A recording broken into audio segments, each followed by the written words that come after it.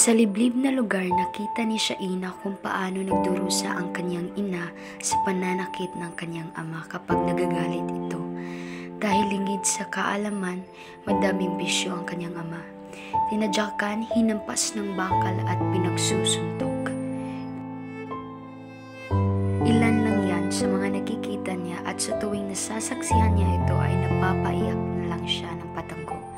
Dahil alam niyang wala siyang magagawa sa panahong 5 taon pa lamang siya.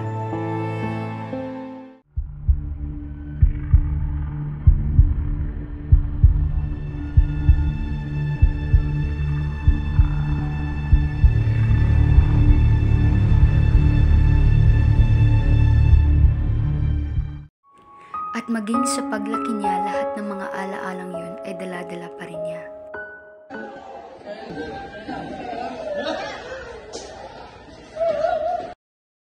Maging sa kanyang pagtulog, laman pa rin ng mga panaginip niya ay ang masasamang alaalang yun.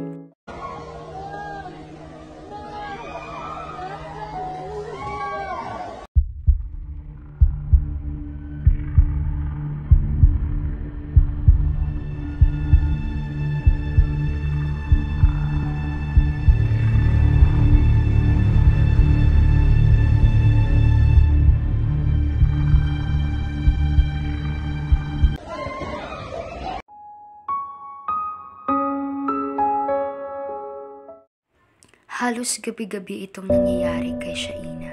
Nawala kasi ang kanyang ina ng 7 taong gulang pa lamang siya nang dahil sa lahat ng pananakit ng kanyang ama.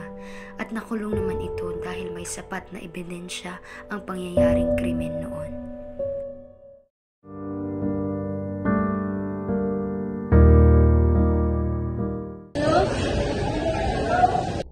Ma'am, this is the Department of Jail in Cebu City. Tumawag po kami ngayon para ipaalam sa inyo na tumakas po yung ama niyo. Ma'am, okay lang po ba kayo?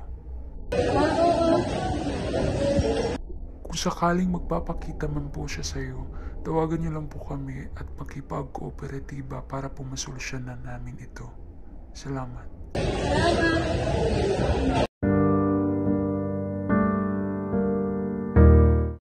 Kinabukasan, pagbukas niya ng TV, may nababalitang